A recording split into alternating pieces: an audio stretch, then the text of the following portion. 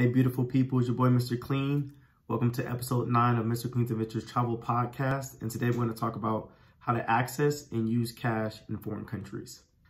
So for my American and Western European followers, a lot of us have access to debit and credit cards and be able to go to restaurants, businesses, and use our cards to get access or pay for things. But in certain countries, they may not have that. So in other countries, such as developing places in the Caribbean, and other continents, they may be more cash-based still. So that means for mom and pop shops, that means for street vendors, street food, food tours, when you want to tip somebody, you may need to tip them in cash, and likely they'll take prefer their local currency. And so I'm going to discuss 4 ways to get local currency and use it to buy things in other countries. So 1, the first way, and honestly, I'm going to say the worst way to do it is to go to your local bank within the United States and request foreign currency. So what they'll do is they'll ask you to fill out a form. They'll ask you how much money in foreign currency you would like and what country you're going to. And then within 2 to 3 days, that money will be shipped to that local banking branch where you'll pick it up.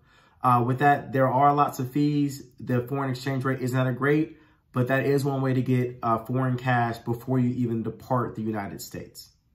Another way you can do it is taking out a sum of U.S. cash in the United States and then flying to that country, landing, and then going to a local bank in that country to exchange foreign currency.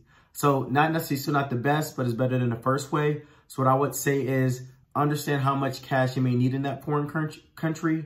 And then if you do tend to take that money out in the U.S. and go to that country, make sure you bring your passport. When you go to banks in foreign countries, they may ask for you to show proof of identification, and likely your driver's license won't work. So have your passport, give the amount of money, and understand what the foreign exchange rate is, and then use like an app to understand what is the perfect rate and what rate they're giving you to make sure that you can still get 95% or so of your cash. So for those of you that don't really go to mom and pop shops, don't do street vendors, and prefer to just buy big things from popular restaurants and name brands that you travel, then likely just a credit card would work.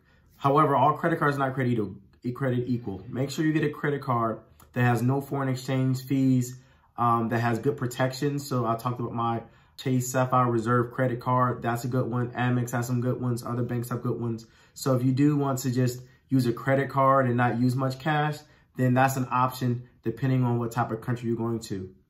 Last but not least, the way I like to get cash, I have something called the Charles Schwab debit card. So this debit card is designed to be used in any ATM in almost any country on planet Earth. It means that the same way that I get money in my checking account from my Chase checking, I can move money from there to my Charles Schwab checking account. Goes to this card. So when I go to Colombia, I go to Cuba, I go to parts of Africa, Europe, Asia, I'll put it in any ATM, get out a great exchange rate. All the foreign exchange fees and bank charges I don't have to worry about, because at the end of the next month, Charles Schwab refunds those fees 100%.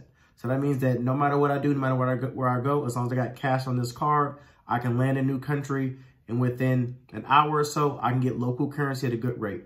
But it's important to know that if you're doing that, don't take out hundreds of dollars of foreign currency. Figure out how much you need per day and how long you're staying, and then just travel around with $100 in their local currency per day. Don't take all of it because you may lose some of it.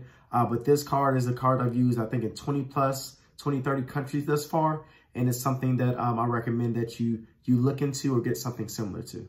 One last thing I'd like to note, in lots of other countries, people don't usually use or need very large bills. So in America, there's people walking around with $100 bills. I have no idea why. You're not a drug dealer. So if you go to another country and you get in currency and you're trying to exchange that currency for appropriate sizing, get 1s, 5s, and 10s at the max. Because if you're going to mom and pop shops, if you're doing street vendors, the cost of their items that they're selling you aren't that great, aren't that large. So if you give them a big bill, they may not have the change for you. They may not be able to break it for you. Or if you give them that amount of money, they may try to scam you and figure some reason why they can't give you change back and want to keep the whole bill. So recommend 1s, 5s, 10s max in that currency, and then you'll be good to go as you start to enjoy your experience. So that's it for episode 9 of Mr. Clean's Adventures Travel Podcast, how to use and access cash In foreign currencies, follow me at @Mr. Clean, as well as Mr. Clean's Adventures Travel Podcast on YouTube. Have a good one. Bye.